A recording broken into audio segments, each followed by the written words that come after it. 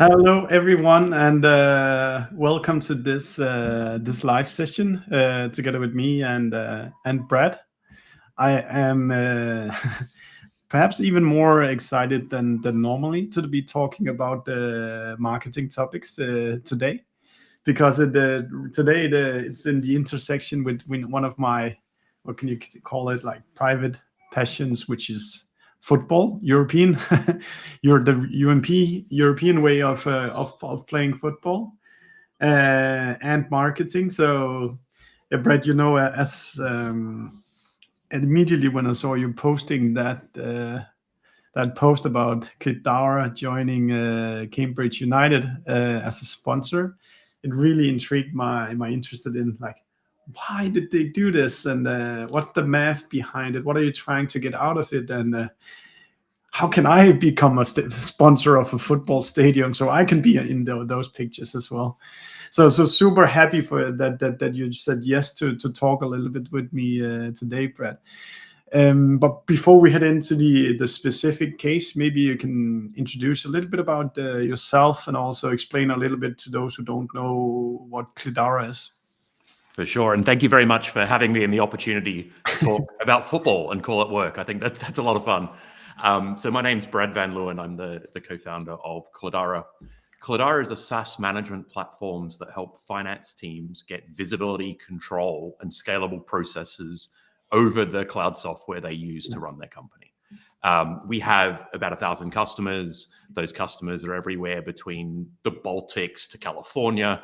And our customers have now bought more than £1 billion of software through our platform. So we're really excited to take it really to the next level, and getting the word out using our partnership with Cambridge is one of the ways we're doing that. That's super cool, Brad. Yeah. If one of your salespeople are listening now, we're actually starting. We're like Series A, around 50 people now. So we're getting to that point of time where you actually want to know where all your subscriptions are. So maybe they should start reaching out to the ideal personas in our company at some point. You've nailed it. It's exactly 50 people. Okay. And it comes from our experience in the company I worked at before Cloudara. I just put my Amex on the table when we were 5 people. And at that point, 5 people, you want to do 2 things in a startup. One is write code and the other is sell it. Yeah. And so everything else was kind of vanity or cosplaying a big company. Yeah. And that worked well. People would just come to my desk and pick up my Amex. And we only had one process in the business. And this was really to protect my interest, was that if you didn't bring my credit card back when you were done, you had to buy drinks for the office that night. And that was obviously really popular, especially when the card didn't come back. Yeah. And you can imagine what happened by the point we were 300 people. We had no idea what software we had. We had no idea who was using it, where the data was going. And that started to slow down customer acquisition because, well, some customers rightly care about information security. Mm. Yeah, and maybe, Brad, now I mentioned a little bit in the beginning what did, but maybe you can kind of just start by kind of stating the facts about what you guys have been doing at Cloudara together with Cambridge. And as you do so, I'll just share my screen so people can see you looking like a big boss in front of banners and everything like that. Yeah, that was not on my bingo card when I became a founder. No, we had television cameras, BBC, ITV, a lot of the UK networks, radio stations pointing cameras in our faces, asking questions about SaaS and football. Really a lot of fun. But what we've done is Cloudara's entered into a 5-year agreement to take naming rights of what is now known as the Cloudara Abbey Stadium. So Cambridge United, a club in League One in England, previously played at the Abbey Stadium. It's been that way for decades. And as of January 3 this year, and for the next 5 years, it's now known as the Cloudara Abbey Stadium. In all communications, you can see the sign there, middle of the stand, opposite the TV cameras, in the middle of the pitch. So every game, we're now on Google Maps as the Cloudara Abbey Stadium as well. So really great SEO, and every time a game's covered, the BBC's mentioning Cloudara. Yeah, that's so funny. I like. I don't even know where to start, but maybe you just like some of the things I could imagine being super nice tangibly coming out of it. You mentioned like national TV stadiums starting to ask you questions. How did that happen? Was it hard? Did you need a PR agency to facilitate the contacts? And how could you kind of orchestrate? Because I mean, like a club in League One getting a new sponsor, I mean, does not necessarily sound super newsworthy. But how did you pull that component off? Yeah, I think, and we saw this. Well, there's a few things. So, how did we originate the opportunity to sponsor, and then how did it get picked up by the press? Yeah. The opportunity to sponsor actually came via one of our investors. There's a person that works at that fund that does a lot of things with children with diabetes. Yeah. And his charity had previously worked with the club, who's very, very active in the community, to support that cause and get children with diabetes involved in football and build awareness of it. He became aware that they were looking for a sponsor and offered to broker the introduction. And we did our homework, we thought about it, and we accepted that and eventually did the deal. In terms of how the press came to be involved, this has been one of our big learnings through the process of this. Yeah. So we're all used to, dealing with TechCrunch, right? Like everyone's got Mike Butcher or Alex Wilhelm or Ron Miller on their PR list, and they're going out, and they all get bombarded by tech companies saying that a tech company did something. Yeah, I failed to impress them with my pitches. And they're good people, but they just can't cover it all. And frankly, it's not all newsworthy. Yeah. But outside of the technology bubble where real people live, other things happen. Yeah. And the thing is, in the football press, it's not that they're having to report on 10,000 SaaS companies, right? They're reporting, for example, the English sports press that's covering football might be covering 80, 100 teams. Yeah. There are journalists from all the major networks assigned to cover each club or each region, right down the leagues. And so you're not having to make noise among 10,000 potential startups pitching 10,000 stories. You're in a much smaller pond where there's a dedicated journalist or several dedicated journalists covering each little part of the pond. And so it's very, very different. That's a good point. And like most of their stories will probably be around, is this player playing? Is he injured? Who's doing what? And then suddenly this stadium announcement comes, and then that's something completely different. Absolutely. And to give you a story about how closely tied these journalists are to these clubs, one of the things you must not do on a football pitch that's used professionally is walk on it for unnecessarily, right? Because these are all lovingly cared for, rain, hail, or shine by teams of people who dedicate their lives to it. And it's so much a rule that, for example, Alex, who's the CEO of Cambridge United, will not walk across the line onto the pitch unless specifically invited by the groundsman. And during actually one of those videos that you showed, we were filming that from the middle of the pitch, looking back at the stand saying Cladara Abbey Stadium. And the guy from the BBC, just walked out on the pitch, and myself and Alex stopped at the line because we knew the rules. And the guy from BBC is like, "Oh, don't worry. I know the groundsman. I've known him for 40 years. Okay. He'll be okay with us coming on the pitch." Right. And so the relationship and the length of that relationship between the journalists and these clubs, across decades. So it needs to pay respect. Exactly. But the journalists have, their fans, or they're part of the club's journey as well, in a very different way to say, Mike Butcher might be part of Monzo's journey. It's just different. Yeah. Cool. If I got a little bit ahead of myself there, but if I would love to go inside the engine room of, so you said there was some kind of one of your investors that had this idea.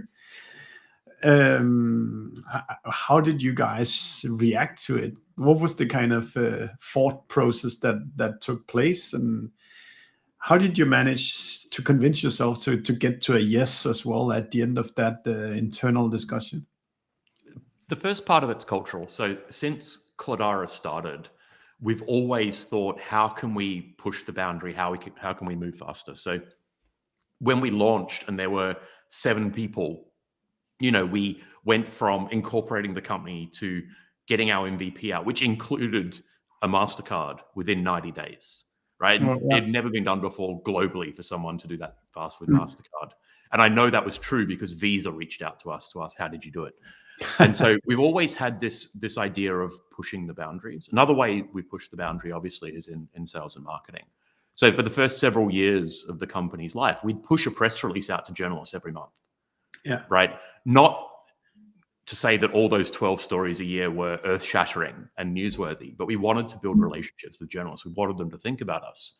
So we always were aware, looking for opportunities to get something newsworthy. The other thing we do is we always try to do things that are different, right?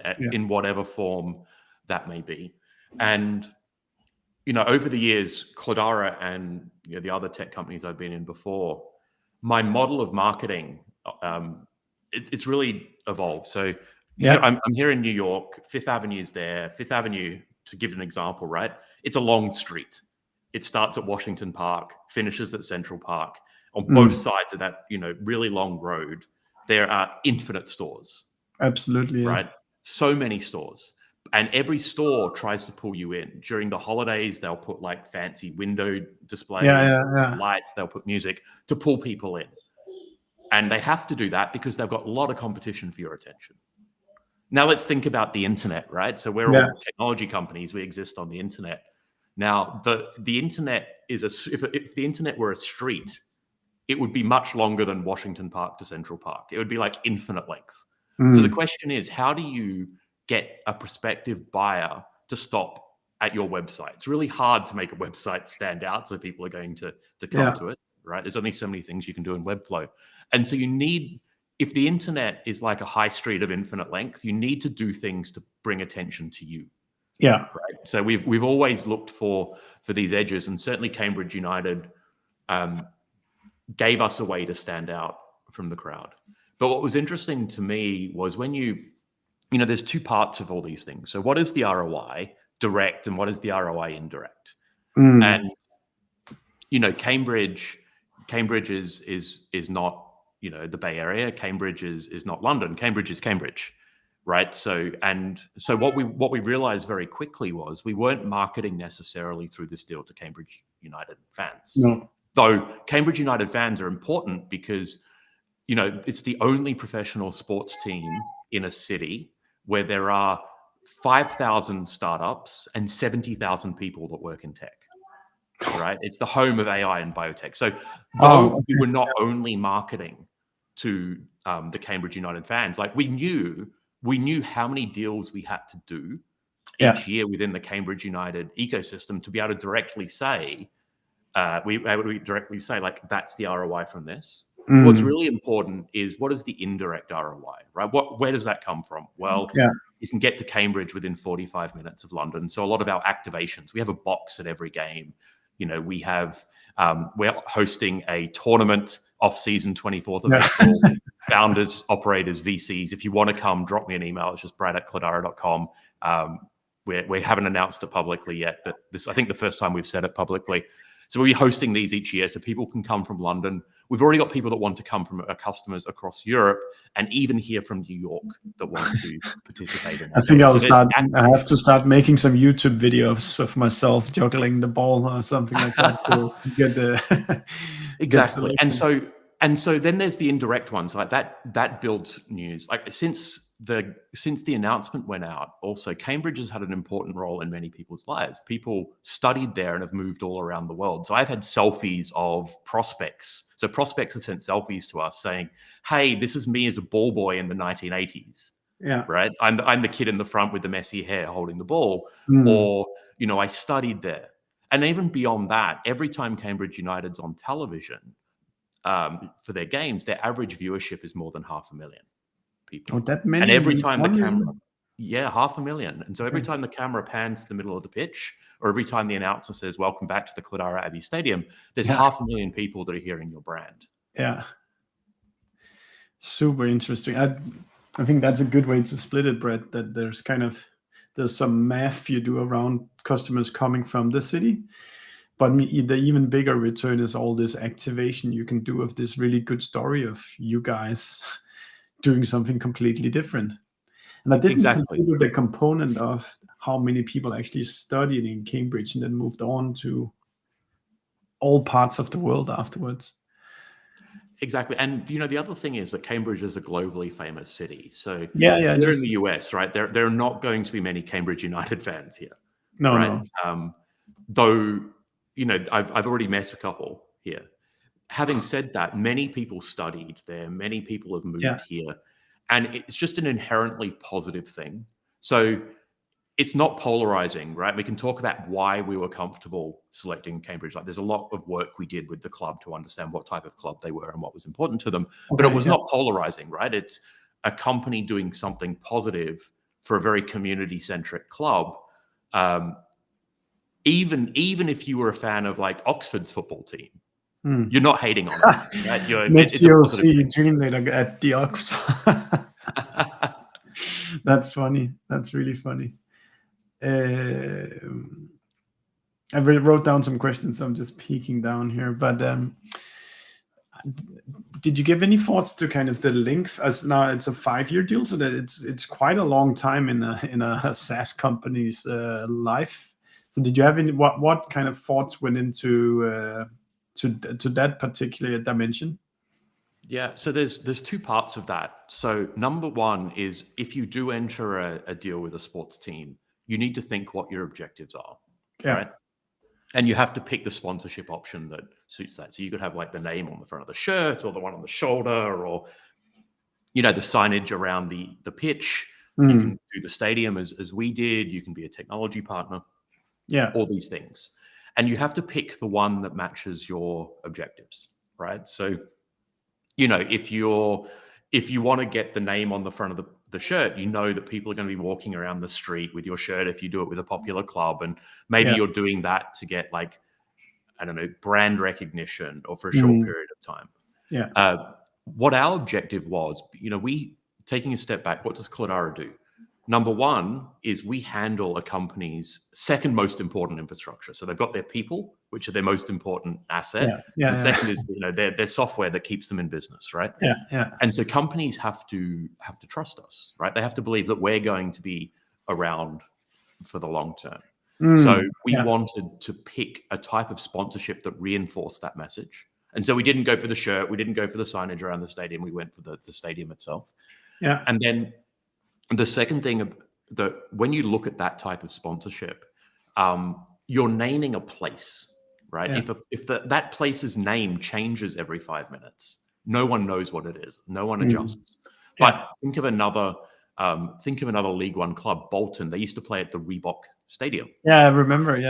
Yeah, right. So it. And I don't think Reebok sponsored it for years. I'm not sure, but it's still called the Reebok in everyone's mind. And so the ROI of these kinds of things go up the longer that you do it. I knew about the Reebok as a kid growing up in Australia before I knew what Reebok itself was, that it was a shoe brand.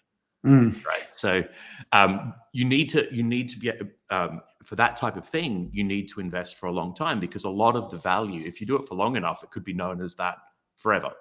Right. And that was definitely something that we were looking for. How do we tie this marketing activity to our objective that we want to send the market? Is that, we are here, we're building for the future. We're here for the long haul. You can trust us, with your £1 billion of software that you're buying through us, and your critical infrastructure that keeps you in business. Beautiful. That makes it makes sense. But I guess it's a long commitment that I guess can be a little bit hard to say yes to, also when you're sitting and before signing the contract. That was in a way the easiest part of it.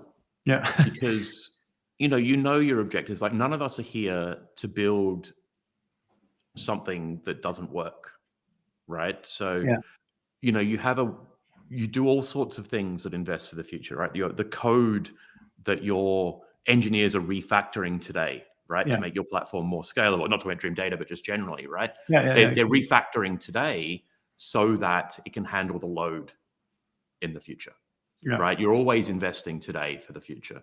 And this was just another example of that. And I think, obviously you have to be thoughtful, right, about your money. And so, though it was 5 years, these deals, I won't talk too much about the deal, except to say that, you do pay them, in installments over the life of the deal. But, this deal, it kind of aligns everything, right? Like in time, obviously, as we grow, right, or continue to grow, and as the club continues to march up the leagues, in a way, I want to lock that in. I want to lock that in today, right? I'll give you an example. After we did the deal, or in the process of doing the deal, we found out that Sky Sports was going to broadcast, like, I think it was 5 times as many Cambridge United games next season. Right, and if each one gets 500,000 views, and that price quickly. Yeah, and hopefully Wrexham get promoted, and we are all on Netflix with that documentary. So there's lots of opportunities here, but the point is, like, you have to know what you're allocating capital to, and you have to have a plan. And coming back to the other thing I wanted to say, if we can generate an ROI from that direct conversion, right, where we're inviting people to games, we're inviting people to our summer tournament, we're inviting people, we're sending out Cambridge United shirts with our prospects' names on the back as an activation in Cambridge. If we can generate direct business from that covers the costs, everything else is upside. And I can tell you that if you think about what you might spend on, say, Google ads, it's right? There's nobody's taking a selfie of themselves in front of your very well worded Google ad and sharing it on the internet, but they absolutely are doing it in front of the Cladara Abbey Stadium. Yeah, it's so interesting. Like the last few years, I've continuously seen these articles where the prices on all digital ad platforms are just going through the roof because they have been really good. They have been really good, like great for targeting, etc. But it's a marketplace, so if everyone uses it, the price will just continue to go up. And as a company of 50 people, you're competing against any company in the world, and they have a lot more money than you, so they can buy the attention of the users instead of you. So that I really find it interesting to think about how to get attention to a brand in a different way than just at least the classic tech startup where you run ads on the internet and try to retarget them and build a newsletter and stuff like that. Yeah, I mean, that's true, right? I'd be disappointed, in fact, if a marketer on this call hasn't updated some of their Google campaigns. Right? There's literally no barrier to entry for anyone to put a Google ad up. And so, the reason they've gotten more expensive is that market's really efficient. And the clearing price eventually of those paid ads will be, the point at which the last marginal buyer of that ad slot can't get ROI. Right. So it's going to favor companies with lower costs of capital. So particularly companies in the US that are able to raise more at higher valuations. You're competing against them. If you're a European company, you're already on the losing side of that trade. You're competing against companies that have got higher ACVs targeting the same keywords. So it's very, very hard because it's a very efficient market. These kind of real world placements, they're less efficient. They're harder. They take more time. Like there's a limited amount of football clubs. So if you have a 5-year contract, exactly. And you have to learn how to do things like print large metal signs to put on the football stadiums. There's just a lot more barriers to do that. And someone with a credit card and a web browser can't do that while watching a webinar. How many employees are you, Brad, at Cladara? We're about 70. 70, okay. So I guess that it also takes a bit of a joint team effort to really just like stand this one up and also to activate it afterwards. Yeah, we put together I hate the kind of corporate speak, but we put together a cross-functional team, right? Sales, marketing. We had a specific project manager on it as well. I was directly involved. Still am. We have weekly calls to make sure that we're driving all our activations, that we're starting new ones, we're sharing what we're learning and iterating. And obviously through that journey, different people have been involved at different times. So our marketing team was really focused on even debating the name, like should it be Cladara Abbey Stadium or the Cladara Abbey Stadium? What should the signage look like? What should the announcement look like? What should the PR look like? Now it's more shifted towards sales, where we're driving specific target accounts towards activations from companies in our pipe. And so, but what's been really great about it is that, you know, football is very ingrained in the culture, in a lot of cultures around the world, certainly global, well, in all the places where we have team members, the US, the UK, and Spain, right? Sport is an inherent part of the culture. Yeah, so it completely intrigued me. Everyone in the company wants to be part of it. So it's been a great way to build a lot of momentum into a new year and a new quarter for us as well. Super cool. If you were like, if another company, say Dream, that were considering trying to do a similar activity like you, like sponsoring a football stadium or a sports sponsorship in general, what would you say kind of is the thinking that you need to go through to, first of all, to arrive whether it's right for you, and where, like, when can you say yes to it? And maybe lastly, what kind of sports sponsorship should you then choose? I don't know if you have an opinion about that as well, but at least what is the good advices for other companies who are now inspired by you, like trying to find out what should they sponsor?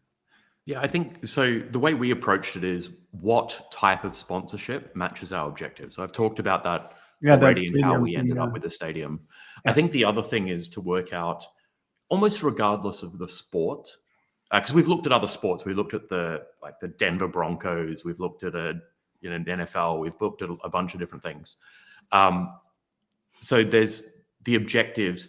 There's also the club, right? Because, you know, a 5-year deal, we are mutually attaching our reputations together. Yeah, absolutely. So they have to trust us and we have to trust them. And the foundation of trust are the values. And so we spent a lot of time with different members of the, you know, the executive, even the board of Cambridge United, to understand, you know, what are their objectives as a team, right? What are their values as a business? One thing I really liked about them is that they're very tied into the community. So, for example, in the week, they've got a lot of like conference rooms and things at the Cladara Abbey Stadium. They could be renting those out for business events and things and making more money.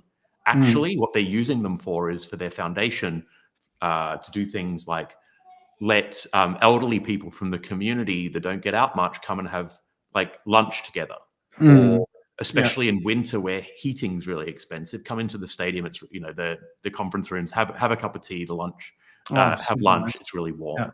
So this type of tied in with it, but also they were not the type of club that wanted to kind of burn and churn their way up the leagues, right? They didn't want to go all in, make expensive signings, risk going bankrupt in the hope that they get promoted. They had a plan to improve and progress over time. But they also were not willing to sacrifice their values to do that. So, you know, if you look around the stadium, they wouldn't accept any sponsorship from things like sports betting or crypto, where they didn't feel that was conducive to their family and community values. And so they stepped away from lucrative financial opportunities in order to live those values. And so I thought between that, you know, this is not something that, you know, in 12 months' time, we're going to be embarrassed to be part of. We're going to be wanting to contribute to and be part of. But that was super important in the process as well. Yeah. Do you know how, if you were to go out, would you have to like email club by club, or are these things organized in any like marketplace or stuff like that? So they're generally not. So every club has a person whose job it is to bring revenue into the club through these kind of partnerships. So they generally have a commercial director who's tasked with this. There are agencies that do kind of try to broker these opportunities for a fee, but in general, the market's really inefficient because let's say Dream Data wanted to sponsor, I don't know, the Oxford. Yeah, you're not allowed to, but no, kidding. So you want to sponsor Oxford, right? Like, how does an agency know that they should contact Dream Data? How does the club know how to reach out to you? You may not even speak the same language. And I don't mean English. I mean, just like, what's important for you? What's important for them? How do they know that they can contribute to your business objectives? And how do you know that they're even thinking about what yours might be? So it's really, you need to spend time with it. Somebody should make a Cledara for sports sponsorships as well. So, you know, when is the stadium running out? When is the shirt running out? And what's the price of it? Yeah, and this is in a way the opportunity, right? So whilst it's really the market's really efficient for online advertising, it's really inefficient so for the real world. Yeah, I totally get it. Like, a really good opportunity could be very cheap because they have not heard about all the people who might be interested in it. So the price stays down. And you see this, for example, with billboards and bus stops in the Bay Area, right? So I think it's public, and they've said it publicly. Brex at some point did a buyout of basically all the billboards in San Francisco, and it cost them like, I think it was $2 million for a long period of time, right? Which is a lot of money, but it's actually not a lot of money when you consider the reach. Rippling like does all the bus, or used to do all the bus stops in San Francisco. It just like before SASTA in Barcelona, SASTA Europa, year before last, we did the arrivals hall at Barcelona Airport. So Cledara did a buyout of the digital ads in the airport. Now, to do that, I had to get someone on my team that spoke Catalan to call the airport to say, "Hey, airport, how do I do that?" And you know what they said? "We don't know." Yeah. And it took some time, and it ended up costing almost nothing. But that's just because there was not a process on either side to conduct business. Yeah, it's funny. And the net result was what we spent, low single-digit thousands for every arrival for SASTA in Europe to go through the arrivals hall and see a Cledara ad before they came to the event and then saw our booth. You know what? I think actually the first time I heard the brand name Cledara was that exact conference. So something in that play definitely did work. Yeah, for sure. But then you were probably smaller than what you are today as well. We were very tiny, but that's another example of us trying to find novel things. And the other thing I want to say about it is that when it comes to marketing, right? Of course, you can put ads. Of course, you can retarget. Of course, you can, even in sales, you can do outbound, right? Try to create the demand. But the reality is that the way people buy, they buy when they're ready. They buy when there's some sort of event that triggers it, or it gets to the top of their to-do list. Something about it becomes important. And, you can get lucky sometimes with outbound, and someone will say, "Hey, how did you know I was thinking about you?" The reality was you just sent 40 emails that day, and that person happened to be thinking about it. But if you do these things with brand, you're there meeting the prospect where they are in their life, so that when something happens in their life and they're thinking, "Gee, we lost all this money because we hit that renewal for that tool that we're not going to use or haven't been using for ages, but we forgot about it, so we had to pay it." They go, "Oh, wow, we should have done Cledara. We should have had that set up, and it wouldn't have happened." And then they call us, right? And that's the best way to do sales, is meet the customer where they are, help them understand what you do, and be ready when they have the need. And then they convert well, very low CAC. It's fantastic. And that's super cool, Brad. Like, by nature, I'm very happy about the spreadsheet exercises for marketing, trying to, what's it gonna cost? What can I see come out of it, etc. If you were to kind of, what is the math piece that one needs to kind of set up to calculate this to a yes? What would you what are the upsides, the downsides, the risks, etc.? What is it that we want to have in place here? So, I guess that's like anything from like club and values to awareness to activation to how many opportunities do we see related to this, etc.